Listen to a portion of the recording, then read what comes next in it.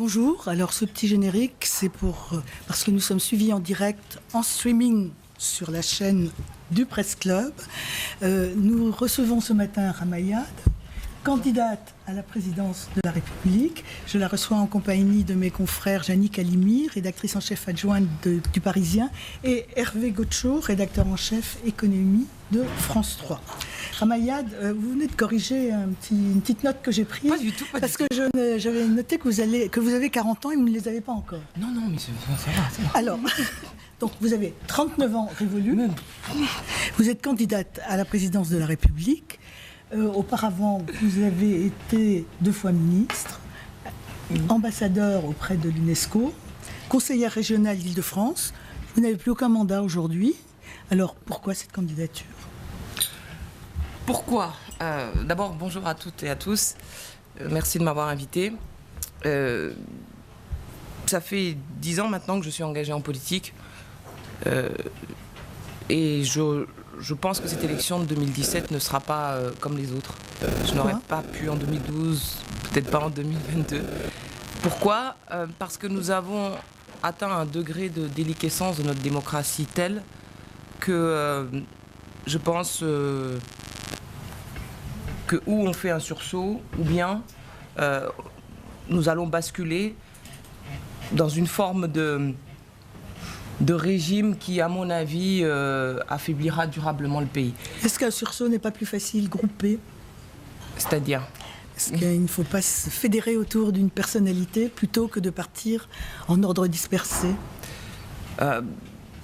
Pourquoi pas, à condition que cette personnalité vous convienne. Et pour l'instant, je ne la vois pas. Donc, je n'ai pas estimé intéressant, utile, nécessaire de le faire. Et par ailleurs, je porte un projet politique qui se veut innovant, différent de celui des autres.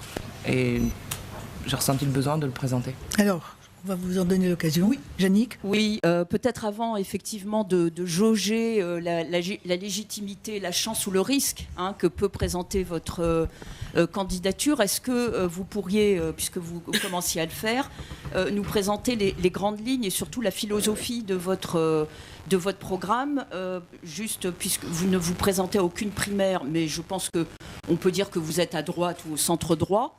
Et donc vous situez par rapport aux autres candidats, ou au moins candidats à la candidature, de quelle façon ? Est-ce que vous êtes libérale, européenne, plus ou moins sociale ? Est-ce que vous pouvez préciser et la philosophie et les grands axes de votre programme ?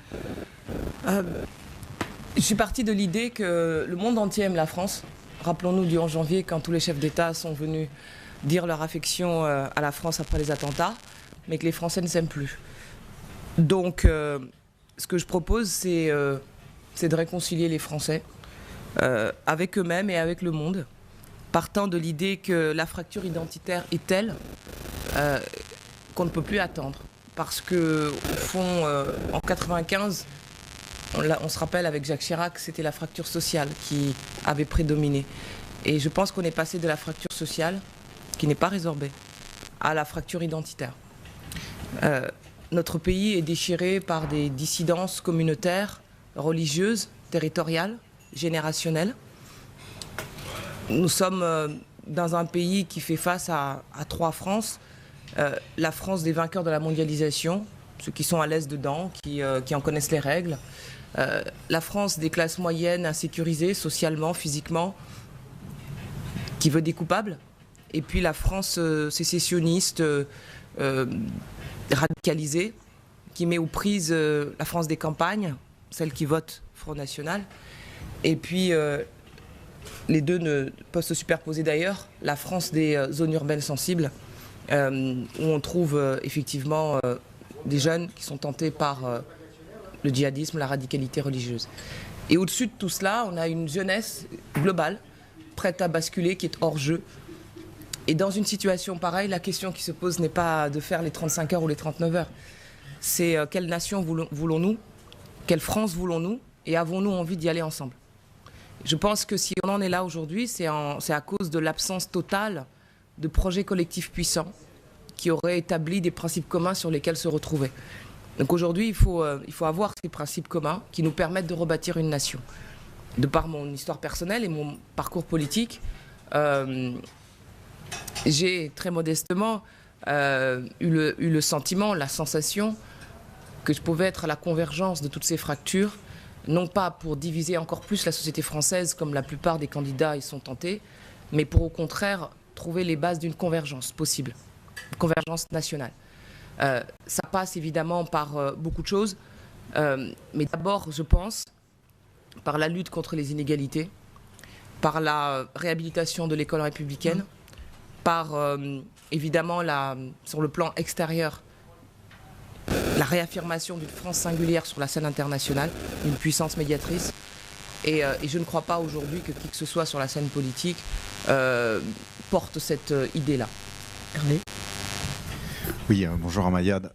Vous évoquez une France fracturée avec des risques de poussées populistes et évidemment on pense sans doute comme vous au Front National, mais est-ce que vous ne croyez pas justement que votre candidature, plus celle de Michel Alliot-Marie, plus celle d'Henri Guénaud, plus celle de tous ces candidats qui se manifestent dans le cadre des primaires, mais surtout en dehors du cadre des primaires, est-ce que vous n'avez pas peur qu'on se retrouve in fine l'année prochaine avec une atomisation de la présidentielle et avec le risque de se retrouver avec un scénario façon 2002 ? Et j'en profiterai après pour reprendre votre question sur où est-ce que je me situe, centre-droit, etc. Alors, il y a beaucoup de candidats, mais plus de la moitié est engagée dans la primaire de droite. Si on regarde les candidats directement engagés dans la présidentielle directement, on est moins nombreux que la dernière fois à la même date. Ensuite, si j'ai choisi de me déclarer un 21 avril, c'était justement pour pouvoir anticiper cette question que vous venez de poser. Le 21 avril 2002, Jean-Marie Le Pen est arrivé au deuxième tour de l'élection présidentielle. Les Français sont descendus dans la rue pour dire non. Et nous avons voté à 82% pour Jacques Chirac. 14 ans ont passé depuis le séisme du 21 avril 2002. Et le Front National est passé de 16% avec Le Père à 30% aujourd'hui au régional. Entre-temps, on nous a dit qu'il ne fallait pas que qui que ce soit se présente aux élections, à part le candidat du PS et de l'UMP. On a ainsi tué toute alternative. On a pris en otage notre démocratie. On a obligé les Français à voter par défaut.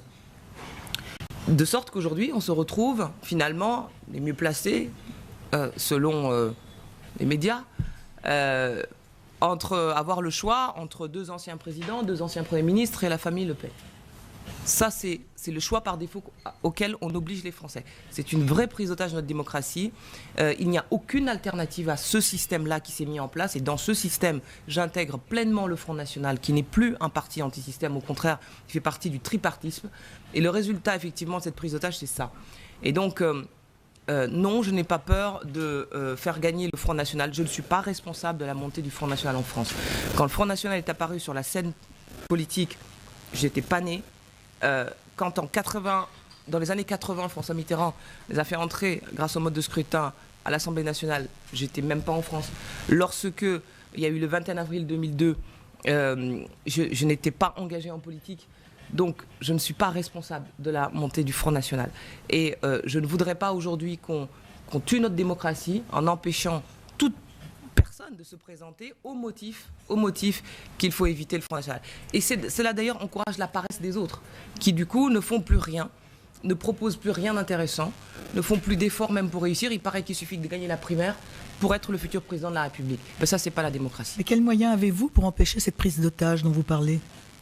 Je propose une alternative démocratique au Front National. C'est la seule adversaire que je considère avoir.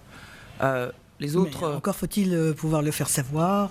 Vous avez accès aux médias, mais je sais pas. ça Je va vais m'y bientôt. atteler. Oui, et après il faudra quand même 500 signatures de maire pour être candidate. Oui, tout à fait. Vous les avez ou vous en avez combien d'ores et déjà ? On sait que vous avez commencé un Tour de France en train, notamment en TER. Ah, moquez-vous. Non, jamais de la SNCF. Moquez-vous. Mais ni de la France profonde. Que les communes rurales, je reviens de là, jamais la même. C'est une vraie plongée dans la France réelle, qui est passionnante. Quand j'arrive à Arcy-sur-Cure ou à Savigny-les-Prés, que ce soit en Saône-et-Loire, en Côte-d'Or ou dans Lyon, d'abord les maires croient à un canular. Ah bon? Oui, parce qu'ils ne pensaient pas que quand on les appelle pour prendre rendez-vous que c'était sérieux. Parce que personne ne vient jamais les voir. Et c'est vrai qu'on est tenté à chaque fois de se dire, quand on arrive à la manière d'un Jacques Chirac, c'est beau chez vous, mais c'est loin. En effet, c'est un travail assez prenant, mais passionnant, parce que ce que j'entends de la part des maires, parce que je vais voir principalement des maires de communes de moins de 200 habitants et sans étiquette, donc la parole est beaucoup plus libre, c'est une révolte profonde dans le pays et on est au-devant de choses très graves. J'en suis convaincue. Je le pensais avant, c'est pour ça que je me suis présentée, mais je me suis présentée en me disant, à situation hors norme, il faut un projet de radicalité et il faut un projet hors norme. Et je porte cette radicalité en moi depuis toujours, mais encore plus dans cette présidentielle. Mais je peux vous dire que ce que j'entends de la part des maires de ces communes rurales est réellement porteur d'une grave situation. Il y a beaucoup de colère, il y a c'est même plus de la déception. Moi, je me rappelle encore de certains maires comme celui de Lucy-sur-Cure, il y a 2 jours, qui me disaient nous avons Combien coupé d'habitants ? 144. Nous avons coupé la tête des rois, nous allons couper la tête des républicains, avec un petit air, Ah bon ? je précise. Des républicains. Des républicains. Ça fait quand même beaucoup de têtes à couper. Beaucoup de têtes à couper, une haine des préfets, un État considéré comme un adversaire, des compétences transférées aux communes sans aucune garantie de financement. Je rencontre des maires qui, de leurs propres mains, ont construit les logements sociaux, d'autres qui nettoient eux-mêmes les cimetières. Je veux dire, on est dans une situation absolument... moi, je refuse qu'on considère que la campagne doit se jouer uniquement dans les grandes agglomérations. D'accord, mais Ramayad, juste 2 questions. Combien de signatures avez-vous? Ou au moins de promises? Je vais vous dire, Au moins de promises. les signatures sont les formulaires de parrainage sont envoyés par les préfectures en mars 2017. En mars 2017, donc de manière nominative, informatique, numérotée, à chacun des 40 000 parrains potentiels. Donc aujourd'hui, personne n'a de signature. Alors il peut y avoir que des engagements. Oui. Et vous êtes reçu comment? Vous imaginez que, vous pouvez imaginer que avant de venir, j'appelle des maires pour leur demander un rendez-vous, X date, et que je traverse le pays, y compris en affrontant les grèves pour aller jusque là-bas. En général, quand je viens, le maire m'accorde le parrainage. D'accord. Bon. J'ai une centaine de rendez-vous avant l'été. Une centaine de rendez-vous avant l'été. Et, pardon, Vas-y. D'accord. Non, vas-y Anita, je t'en Non, prie. est-ce que vous êtes complètement en rupture de banc avec l'UDI? Je ne parle pas du Parti radical dont vous avez été exclu, mais l'UDI, vous aviez rejoint Jean-Louis Borloo et vous souhaitiez qu'il soit candidat à la présidentielle de 2012, il ne l'a pas été. Alors aujourd'hui, quelles sont vos relations avec vos anciens amis politiques ou vos amis politiques? Écoutez, donnez-moi de leurs nouvelles, je ne les ai pas vus, ou ni entendus, donc je ne sais pas ce qu'ils deviennent. Écoutez, on vous en donnera alors lorsqu'on en aura. Je veux bien, mais oui, j'ai été exclu, mais c'est ma légion d'honneur en fait, parce que c'était pas une obligation. J'aurais pu, en cédant à ce qu'on me demandait, ne pas l'être, mais l'avantage de ne plus y être, ni là ni ailleurs, d'ailleurs, dans un parti politique conventionnel, c'est une grande liberté d'action, et surtout on peut choisir ceux avec qui on veut travailler. Et cela m'a permis de créer donc une coopérative politique qui s'appelle La France qui ose, dans laquelle il y a plusieurs mouvements citoyens et politiques, 5, l'Alliance écologiste indépendante, le Parti libéral-démocrate, Démocratie 21, le Rassemblement éco-citoyen et le Cercle de la diversité. Vous avez là des formations de droite, de gauche, venues de l'UMP, de l'UDI, venues aussi du Parti socialiste, ou complètement indépendants. Ça nous a permis d'avoir sur le territoire, parce qu'il faut une organisation territoriale importante pour aller chercher les parrainages, ça nous a permis de faire un comité local par département, soit... Vous les avez déjà? 102, oui. Et donc ça fait à peu près 50 000 sympathisants. Donc il y a 450 partis en France. Il n'y en a pas que 2. Et ce n'est pas parce qu'on ne fait pas partie d'un de ces 2 partis qu'on est nulle part. Mais ou pourquoi qu'on n'a ne pas pas de avoir parti. rejoint Jean-Christophe Fromentin, qui lui aussi a pris s'occuper des territoires, a démissionné de l'UDI. Alors lui, effectivement, il a une stratégie vers les législatives, mais tout de même, est-ce que c'est quelqu'un avec qui vous pourriez ou vous auriez pu vous entendre? Nous avons aussi une stratégie vers les législatives, puisque cette affaire-là ira jusqu'au 3e tour. Je ne suis pas là pour rejoindre qui que ce soit. ni pour négocier un poste. Sinon, je ne me serais pas entourée de ce type d'organisation qui elles, avaient même, avant de me rencontrer, cet objectif-là d'aller jusqu'aux législatives. Donc on ira ensemble jusqu'aux législatives. On est en train de préparer des candidatures dans chacune des circonscriptions pour porter des candidats indépendants aux élections législatives, qui seront donc le 3e tour de l'élection présidentielle. Donc on veut vraiment contribuer à un bouleversement du jeu politique et constituer une vraie alternative démocratique au système et au Front National. Hervé. Oui, vous avez déclaré que vous trouviez que justement que les primaires c'était un peu trop américain, si je me souviens bien. Mais finalement, est-ce que ça n'est pas tout simplement un ancrage de choses qui existent, enfin qui existent déjà depuis longtemps? On ne va pas faire comme si ça n'existait pas. Le fait de savoir que les grandes élections, et notamment les élections présidentielles, se jouent plus dans les partis, c'est quasiment inscrit dans les gènes de la Ve République. Est-ce que finalement les primaires, c'est pas juste dire des choses qui existent déjà, et auquel cas, en quoi est-ce que ça vous gêne à ce point? Et est-ce que ça n'est pas un peu curieux de qualifier les législatives de 3e tour de la présidentielle? Et finalement, donc la question que je vous pose, c'est est-ce que derrière votre candidature à la présidentielle, en réalité, vous n'êtes pas en train juste de nous avouer que vous êtes en train de préparer les législatives? Non, je ne suis même pas... je n'ai même pas pensé à une quelconque circonscription pour moi, donc je suis suffisamment occupé par la présidentielle pour ne pas me préoccuper tout de suite de ça, mais d'autres le font. Pour eux-mêmes, ils me demandent régulièrement où je veux aller. Je n'ai pas la réponse à cette question encore. Je pense que la seule primaire qui vaille, c'est le 1er tour de l'élection présidentielle. Nos institutions ont été pensées ainsi. Les primaires ne s'adaptent pas à l'esprit de la Ve République. Le PS a pu peut-être le faire parce que dans leur gène, dans leur histoire, ils ont l'habitude des courants. À droite, c'est beaucoup plus original. Ça ne marche pas comme ça. Il y a un chef et puis c'est tout, quoi. Voilà. Donc c'est pour ça peut-être que la primaire à l'UMP ne se passe pas de manière, se passe de manière très différente de celle du Parti socialiste. Je considère que les primaires sont antidémocratiques en ce sens qu'elles sont verrouillées avec ces parrainages à obtenir de parlementaires qui sont tout sauf libres de parrainer qui ils veulent, puisque leurs investitures dépendent d'un chef. Donc c'est militants aussi. 2500 militants. Mais vous savez très bien, vous savez, j'ai été à l'UMP, donc je sais comment ça marche. C'est un parti qui est fondamentalement bonapartiste et qui le restera. Il veut un chef, il a besoin d'un chef. Les militants sont très malheureux de voir cette dispersion de candidats qui ont tous le même programme, clairement. Ce qui est rassurant pour eux, ça veut dire qu'ils ont des raisons d'être ensemble, mais en même temps, il est inquiétant parce que la différence se jouera sur les personnes, voire sur des conflits de personnes. Oui, Ramayad, pour revenir un peu à votre programme, encore une fois, la philosophie de votre programme, je ne suis pas totalement, je n'ai pas exactement tout, compris. Intercepté. Vous parlez de rupture, vous parlez de violence attendue, voire de révolution, on couperait la tête de tous les républicains dans un cas, etc. Mais vous, qu'est-ce que vous préconisez quand vous parlez de rupture? Est-ce que c'est une rupture libérale avec tout ce que cela entraîne au niveau des dépenses publiques, du système social à la française, par exemple, comme semble prôner la plupart, avec des nuances, mais des candidats à la primaire des Républicains et du centre?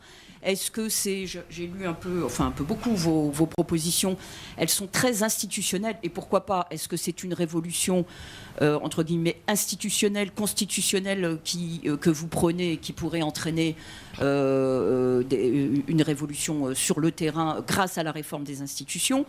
Et troisième question, lorsque vous parlez de rupture identitaire, je n'ai pas compris, est-ce que vous êtes plus près pour schématiser, je ne dirais évidemment pas du Front National, mais d'un François Copé ou d'un François Fillon? Et quand vous parlez d'identité, est-ce que vous, et de menaces, est-ce que vous iriez jusqu'à exprimer et définir le risque islamiste de façon très précise, comme certains hommes politiques, hommes d'État le font depuis quelques mois? Il y a plusieurs questions dans votre interrogation. Le projet que je porte, il est écologique, il est entrepreneurial, il est social, à l'image des mouvements qui me soutiennent. Je n'ai pas besoin de dire qu'il est libéral à certains égards. Je suis soutenu par le seul parti qui est le mot libéral dans son nom, le Parti libéral-démocrate. Mais je ne me reconnais pas dans le libéralisme défendu par les Fillon et autres. Parce que d'abord, ils n'ont jamais été libéraux. Et sinon, ça se saurait. Ensuite, parce Ils sont que... devenus. Mais ils portent un libéralisme qui n'est que verbal. Parce que le libéralisme, pour moi, c'est complet. C'est aussi le libéralisme politique. Et sociétal. Et sociétal. C'est-à-dire... ils sont soutenus par la Manif pour tous. Pardon, c'est pas du libéralisme sociétal. Ils soutiennent Assad et Poutine. C'est pas du libéralisme politique. À l'époque de l'URSS, on était aux côtés de Solzhenitsyn quand on était libéral, pas aux côtés du système soviétique. Donc, ils ne sont pas libéraux. Et sur le plan économique, ils ne le sont pas non plus. Je vais vous dire pourquoi. Parce que quand il s'agit de défendre des grandes banques, la connivence avec Bercy, et finalement de ne pas se préoccuper des entrepreneurs, c'est-à-dire les vrais, ceux qui créent des entreprises, les artisans, les agriculteurs, ceux qui montent leur boîte, quoi. Eh bien, on ne dit pas ce qu'ils disent. Moi, j'ai créé mon entreprise il y a 3 ans. J'ai compris, j'ai été administrateur du Sénat, donc haut fonctionnaire, et puis ensuite salarié d'une entreprise. Dans le premier cas, j'ai pu voir ce qu'était à la fois la force de l'État, ses opportunités, mais en même temps ses limites.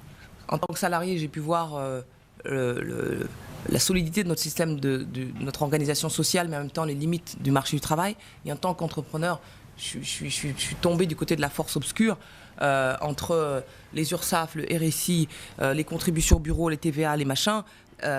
C'est là-dessus que je voudrais axer le libéralisme économique, c'est-à-dire sur la pression fiscale, sur la persécution normative que subissent les entrepreneurs et les petits entrepreneurs.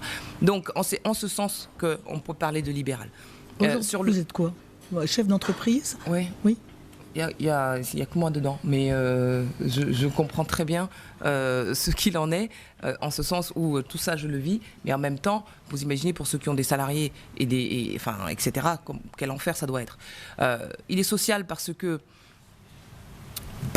mon histoire me porte à être très sensible au sort des plus vulnérables, et c'est la raison pour laquelle l'école occupe une place aussi importante, ainsi que plus généralement la lutte contre les inégalités.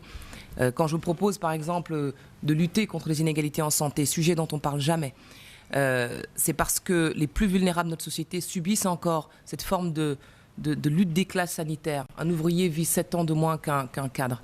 30% des enfants d'ouvriers ont des caries. Pardon, vous allez voir, c'est un détail, mais je vous assure que c'est très important. Et 7% des enfants de cadres seulement ont des caries. Et quand je propose qu'on généralise la gratuité des soins bucco-dentaires à tous les enfants scolarisés, c'est vrai qu'il n'y a que Cuba qui avait fait ça. C'est pour ça que les Cubains ont de magnifiques dents. Mais c'est au moins ça que les frères Castro ont réussi. Mais c'est pour vous dire, à la manière de Verdelet de Pierre Mendès France en 1954, à quel point ce sujet-là est encore d'actualité. Et puis écolo, parce que, évidemment, parmi les mouvements qui me soutiennent, il y en a 2 qui sont des partis écologistes. Et il ne s'agit pas d'une écologie punitive. On essaye de ne pas évoquer uniquement des questions de taxes, mais d'inventer finalement une utopie. Parce que c'est une autre France que nous voulons défendre. Encore une fois, pas gestionnaire. Donc une autre France, c'est-à-dire une France qui porte, par sa diplomatie environnementale par exemple, l'idée de transition écologique. Une France qui réinvente les énergies renouvelables pour ne pas toujours être fondée sur le nucléaire. Une France qui fait de l'éducation à la santé. Une France qui reconnaît les médecines non conventionnelles. Tout ça aussi, c'est une manière de réinventer une autre société. Une France qui plaide pour l'agroécologie, c'est-à-dire une nouvelle agriculture. Donc ce projet-là, il se veut aussi porteur d'une idée de long terme, c'est-à-dire pas seulement régler les problèmes d'aujourd'hui, mais inventer la France dans 20 ans, pour rassurer les anciens sur le fait que la France continuera après eux et les plus jeunes qu'elle va se construire avec eux. Donc les nouvelles technologies, évidemment, l'intelligence artificielle, les objets connectés, toutes ces problématiques font partie de ce projet. Oui, Ramayad, on vient de passer en une phrase des écolos à Castro, en passant par Mendès France. Le spectre très large. Oui, c'est ça, le spectre est assez large. La liberté donne la possibilité d'être libre, d'être de droite, de gauche, écolo, libéral. Oui, tout à fait. Mais si on vous écoute bien depuis tout à l'heure, vous nous parlez de la France des petits villages, des artisans, des petits patrons, des agriculteurs, des oubliés. de la fracture entre les grands et les petits, de la politique contre les grands partis, un peu anti-système. Alors je vais lâcher un peu le gros mot, mais est-ce que vous n'êtes pas en train de nous inventer une forme de populisme centriste ? Non, pas du tout. Il ne s'agit pas de populisme. Il s'agit d'apprécier les révolutions silencieuses qui ont cours dans la société française aujourd'hui et qui ne sont pas prises en compte par le politique. Le politique au sens large, par les institutions, c'est-à-dire ni par les responsables politiques élus, ni par les institutions judiciaires, ni par les institutions médiatiques, ni par les institutions syndicales. Aujourd'hui, il se passe beaucoup de choses dans la société française dont on n'a pas mesuré la portée.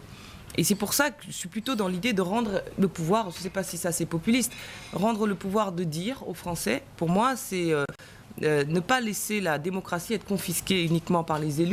Ce n'est même pas seulement parler de limitation du cumul des mandats et toutes ces choses-là que je propose aussi à travers la révolution démocratique, mais engager la participation citoyenne. Ça veut dire reconnaître le vote blanc, réellement. Pas juste les compter, les mettre de côté sur la table du bulletin du bureau de vote.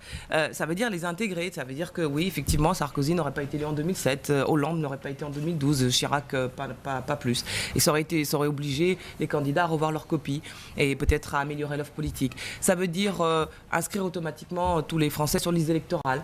9,5 millions de Français n'ont pas pu voter parce qu'ils n'étaient pas inscrits ou mal inscrits sur les listes au premier tour de 2012. C'était le score de Nicolas Sarkozy en 2012 au premier tour. Ça veut dire plus de référendums, plus de motions populaires.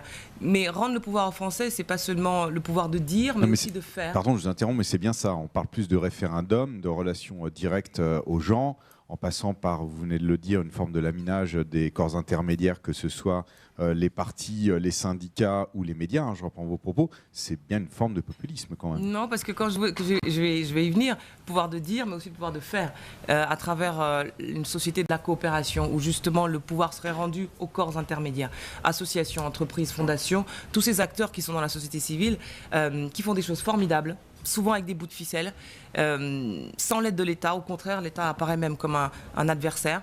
Et qui réinvente la France tous les jours. C'est l'association Coup de pouce clé qui fait du soutien scolaire dans toute la France et qui fait lire 80% des enfants de CP en un an, alors que l'éducation nationale échoue pour 25% de ceux qui entrent en 6e.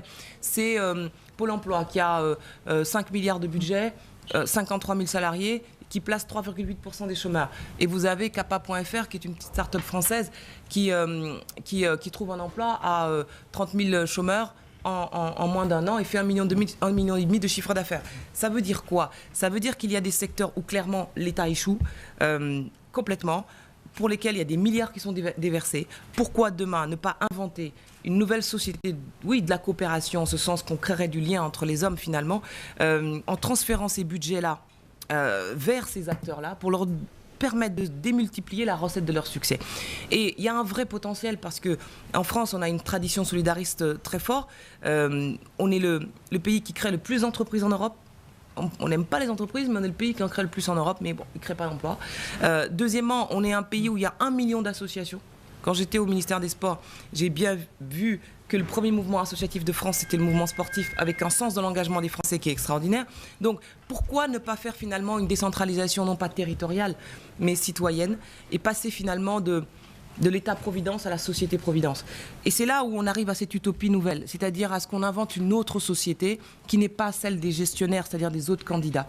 Et c'est pour ça que je vous disais tout à l'heure que je ne me reconnais comme adversaire que Le Pen, parce qu'elle a une vision de la France qui est totalement aux antipodes de la mienne, mais je lui reconnais une vision de fermeture, d'intolérance, de tout ce que vous voulez, mais elle en a une. Les autres ne pensent pas la France dans 20 ans, à l'échelle du monde, et sont uniquement dans les questions de dégressivité du chômage et ces choses-là, alors que c'est l'ensemble du pays qu'il faut rebâtir.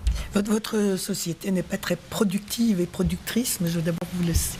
Vous allez voir. Si. Juste pour poursuivre sur la question d'Hervé, une des lignes de clivage entre populistes et non, c'est l'Europe. Donc, est-ce que vous pourriez préciser rapidement, mais votre position et votre philosophie sur l'Europe et deuxième question, qu'est-ce que vous pensez de la loi El Khomri ? Est-ce que vous descendriez dans la rue ou est-ce que vous soutiendriez la CFDT pour faire vite ?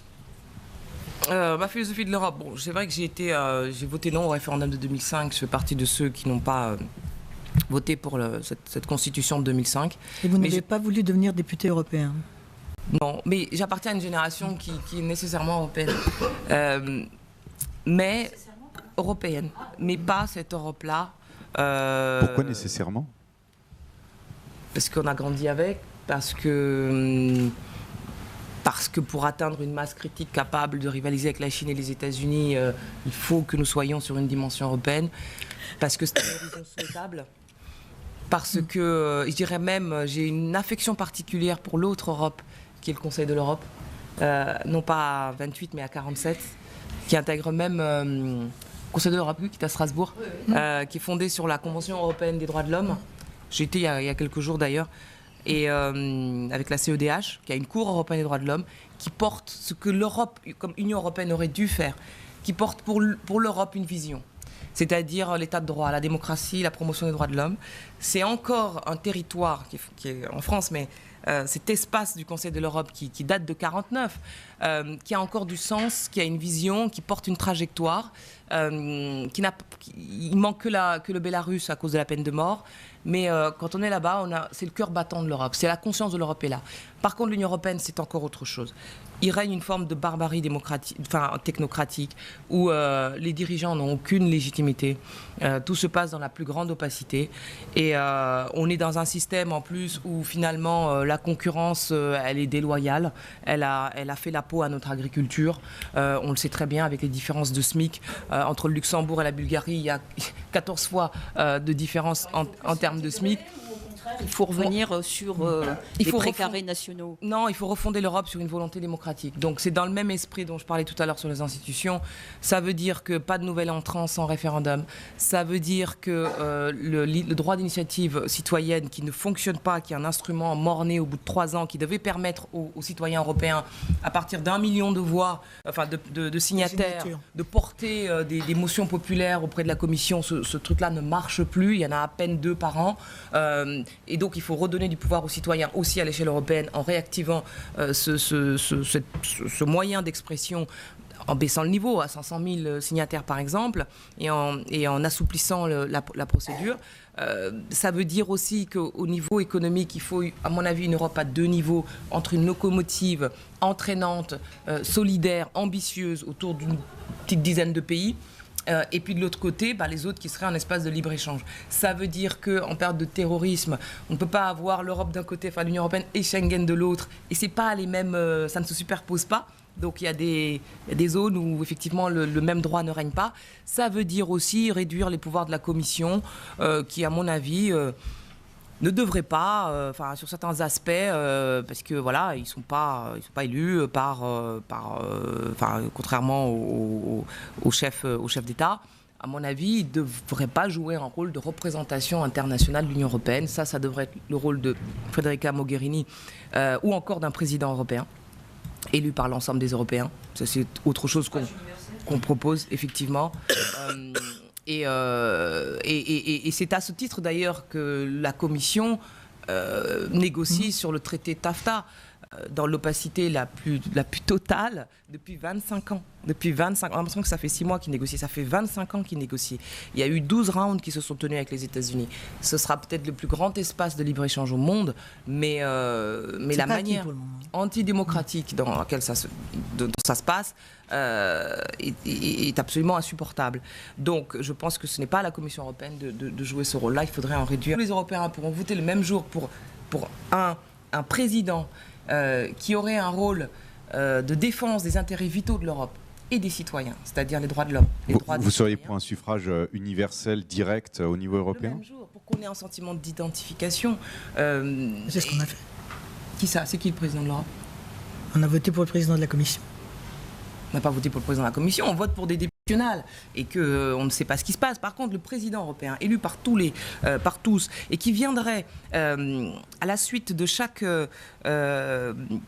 en tout début de quinquennat, à la suite de l'élection de chaque Assemblée nationale, de chaque pays européen, faire un discours de présentation, comme un discours du Congrès, présenter les priorités. Vous imaginez le président de l'Europe qui transcenderait le président des pays? Pas du tout, il ne s'agit pas de le transcender, il s'agit juste, et il a un droit d'initiative législative, mais il serait une sorte à la manière d'un président allemand actuellement. Vous voyez bien que c'est la chancelière qui est la vraie patronne de l'Allemagne.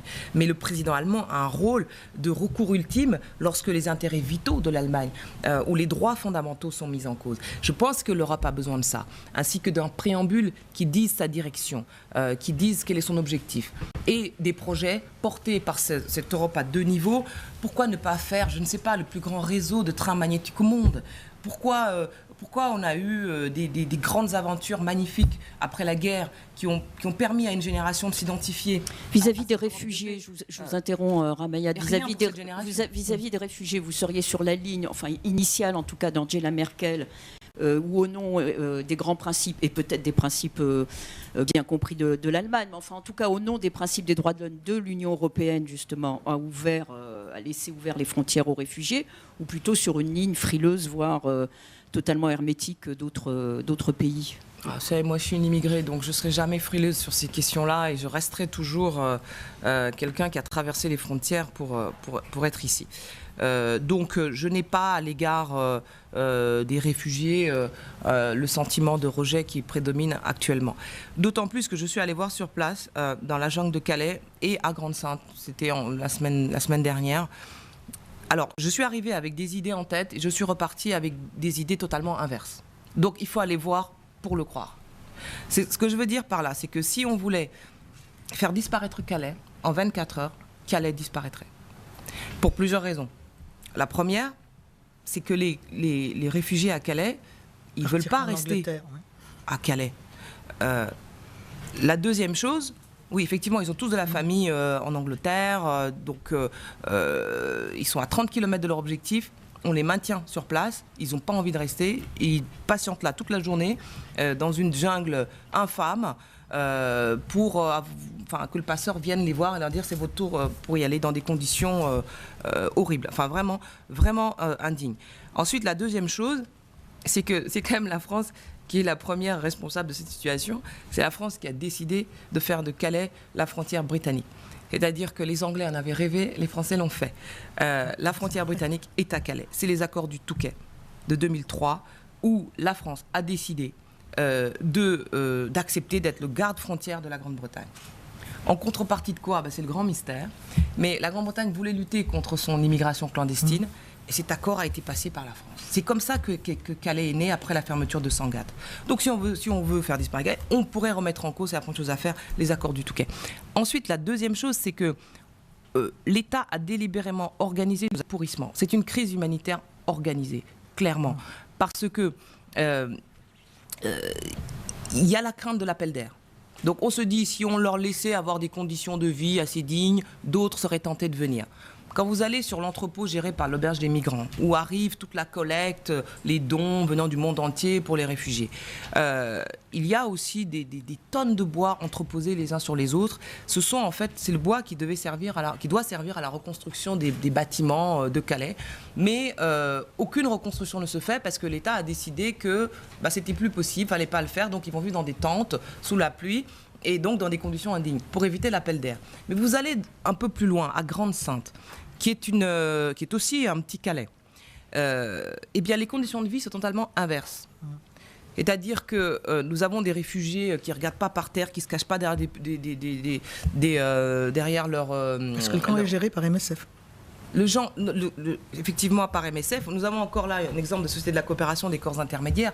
3,5 millions, 2 millions donnés par MSF, 1 million par la commune de Grande-Synthe et 500 000 par la communauté urbaine de Dunkerque. Bon, l'État a dit, moi je veux pas de ce camp parce que ça va faire comme Calais un appel d'air. Donc ils n'ont rien financé du tout au niveau des pouvoirs publics. Et donc le maire s'est débrouillé tout seul avec MSF. Ils ont fait leur camp, mis en place même des centres numériques, enfin un truc. Et finalement, on est passé de 2800 réfugiés en décembre 2015 à Grande-Synthe à 750 aujourd'hui. Donc il est où l'appel d'air? toutes ces raisons expliquent, pareil au niveau européen, expliquent que si on voulait faire disparaître Calais demain, on ferait disparaître Calais. Au contraire, on a fait ce choix, on a mis le feu à Calais, on a fait monter la colère des habitants qui habitent là, qui sont dans l'environnement, et on a fait monter le populisme, puisque c'est dans cette région du pays que Marine Le Pen s'est installée et fait des scores incroyables. Donc il faut, je pense, retrouver un peu de sens des responsabilités et remettre en cause tout d'abord les accords de Calais. Mais on verra ce qui se passe ce soir avec le Brexit. Oui, justement, c'était la question que j'allais vous poser. Les Anglais aujourd'hui votent pour ou contre le Brexit. Qu'est-ce que ça vous inspire, à votre avis? C'est bien s'ils sortent ou c'est une catastrophe? L'Union européenne l'a cherché. On est dans une situation de telle crise de l'Europe qu'on en est là. Vous savez que je parlais tout à l'heure du Conseil de l'Europe. Ils hésitent à tenir leur prochaine session parce qu'il y a des pays européens occidentaux qui veulent remettre en cause la Convention européenne des droits de l'homme, ce truc fondateur qui date de 1949.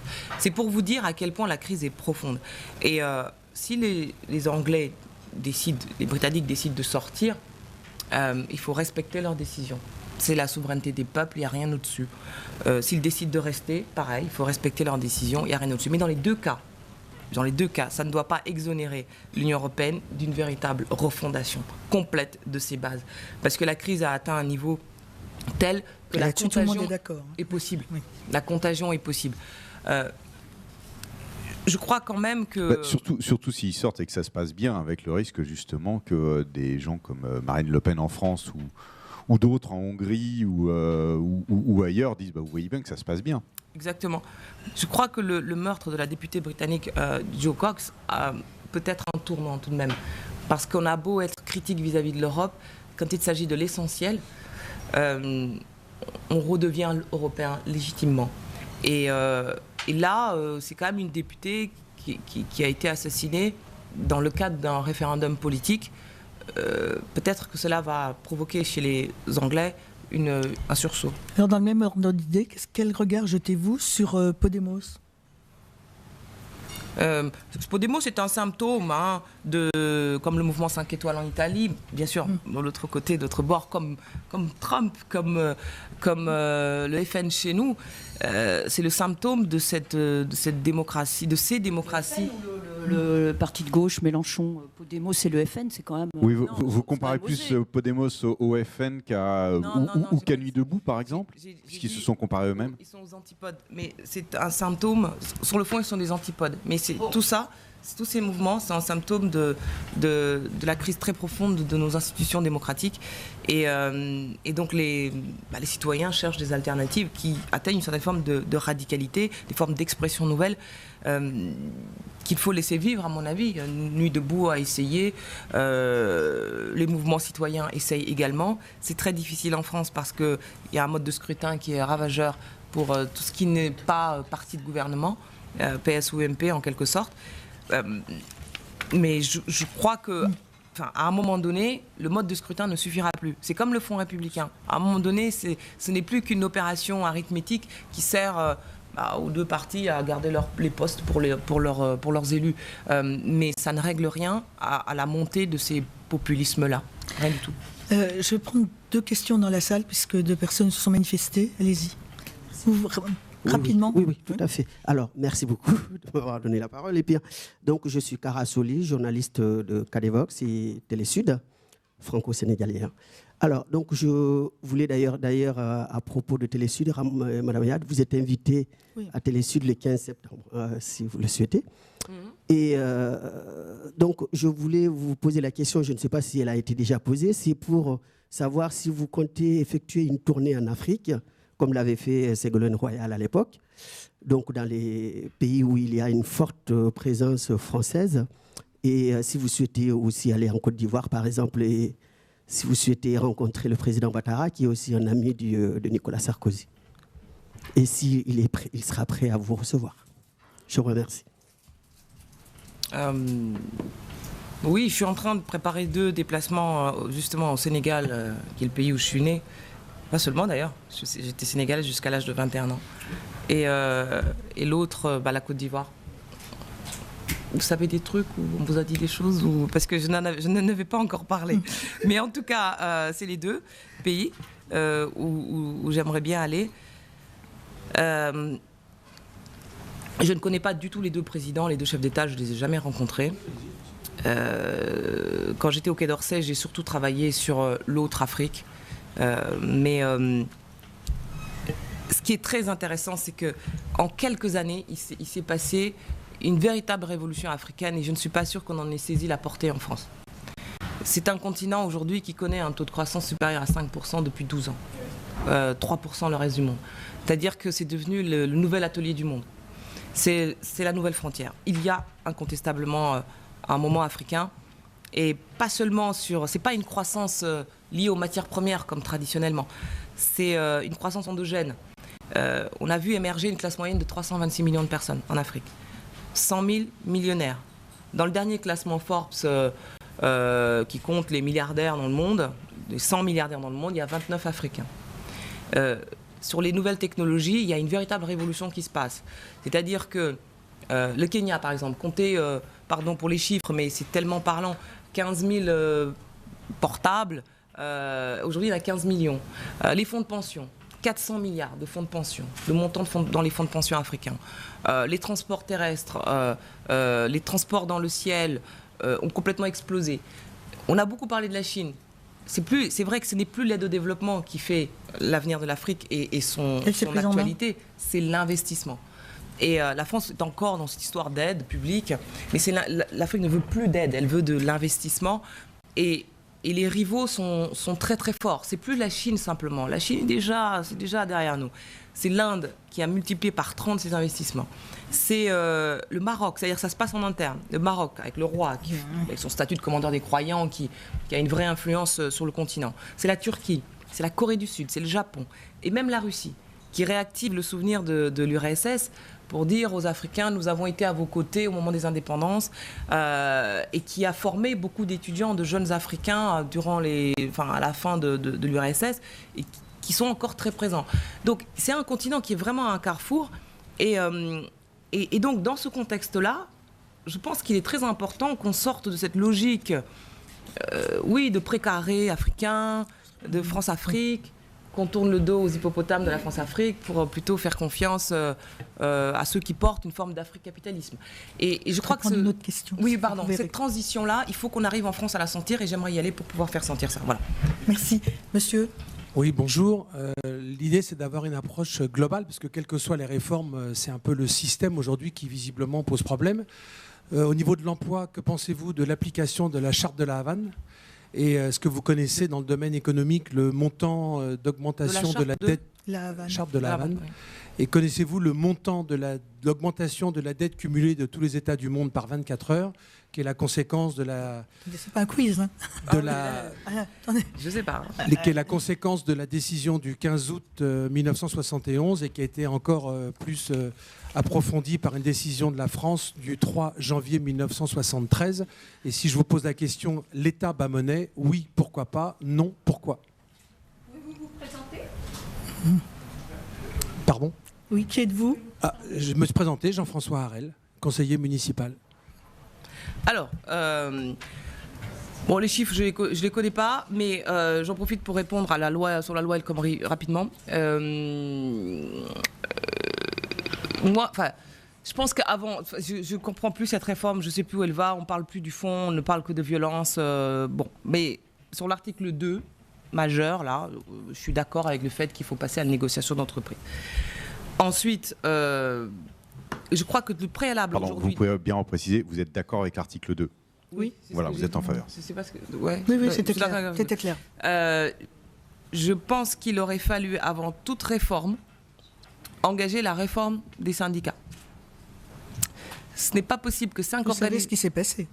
Qu'est-ce qui s'est passé ? Le jour où il y a eu un rapport sur les syndicats qui disait la vérité, il a été mis aux oubliettes puisqu'il a été rejeté par l'Assemblée, ce qui est un cas unique. Il n'a pas été publié. Oui, il a été enfermé dans un coffre-fort dans le sous-sol de l'Assemblée pour 25 ans. Oui. C'est-à-dire qu'on a enfermé tous les mots de la France dans un coffre-fort pour ne pas les voir. Bien sûr. Et c'était droite et gauche ensemble. Et pour conclure, Nicolas Perruchot, l'auteur du rapport, un centriste, a fini battu aux législatives suivantes. Donc, quiconque s'attaque à cette question, bon. Alors, oui, la charte de La Havane, il s'agit d'une mise en cause des règles de libre-échange dans le cadre de l'OMC. C'est ça dont on parle, de l'OMC. Moi, je suis profondément pour la libéralisation des échanges, etc. Ce que je dis simplement, c'est qu'il y a des choses qui ne peuvent pas faire l'objet d'une marchandisation. Je réponds très très vite. La première, la culture. Je crois à une exception culturelle française, parce qu'une nation dit des choses au monde par sa culture. Sur la question, par exemple, de l'intermittence, je vais dire quelque chose qui peut-être... que les autres ne disent pas, et qui est aux antipodes peut-être de ce qu'on dit actuellement. Je pense que le régime des intermittents devrait être géré par l'État et pas par les partenaires sociaux. Parce que la culture doit relever de quelque chose d'exceptionnel. Voilà. Enfin, j'expliquerai un petit peu plus tard pendant la campagne. Vous pensez que c'est le ministère de la Culture qui doit financer justement l'intermittence plutôt que les partenaires sociaux? C'est pas, comme on dit, comme on caricature, un gars qui met un nez de clown de temps en temps et puis qui touche ses allocations. Je crois qu'un artiste a besoin, ou un créateur a besoin de temps pour créer. Il n'est pas toujours en représentation, il n'est pas toujours sur scène, il n'est pas toujours en activité. Et ce temps de création, de préparation, eh bien, ça fait partie de la culture. On n'est pas à la charte voilà. de La Havane, là. Non, on en est loin. Mais oui, je répondais sur... je suis pour la libéralisation, mais voilà, parce que ça fait baisser les prix, il y a une augmentation, il y a une diversification des produits proposés pour la consommation, mais je crois au mieux-disant culturel, je crois au mieux-disant environnemental. Et là, je suis en train de penser qu'au-delà de la culture, il y a aussi l'agriculture française, qui était la première puissance agricole européenne, qui est devenue la 5e, et que personne n'en parle, et que là-dessus aussi, il faut une exception agricole française. Voilà. Enfin, ça, on en parlera plus tard. Pour parler un tout petit peu d'actualité, on est passé très vite sur la loi travail. C'est vrai, vous avez raison de dire que finalement, on ne parle plus beaucoup du fond et qu'on est beaucoup plus dans le bras de fer entre la CGT et le gouvernement. Vous pensez que c'était bien de manifester, enfin d'autoriser finalement une manifestation qui tourne en rond autour de la place de la Bastille? Qu'est-ce que vous, président de la République, vous auriez préconisé auprès des préfets? Le droit de manifester, évidemment. Avec les risques de casse? Après, il faut assurer la sécurité, aussi bien par l'État que par les organismes syndicaux. J'étais secrétaire d'État aux droits de l'homme. Quand on interdit à des syndicats de manifester, quoi qu'on en pense, on n'est plus dans un état de droit.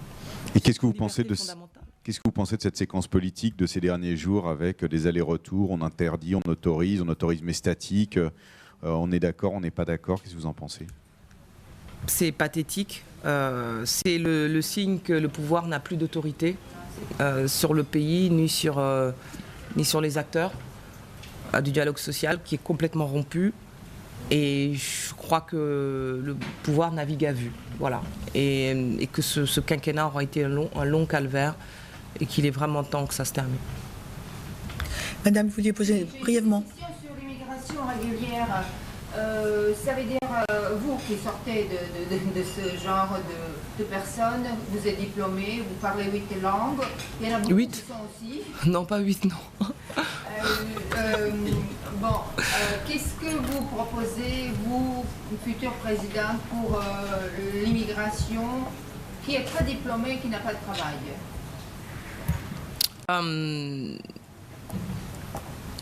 Bon, d'abord, on va faire un constat très simple. Ces immigrés-là, les étudiants en gros, Oui, en gros, mais diplômés aussi. ils veulent plus venir en France, déjà. Il faut comprendre ça.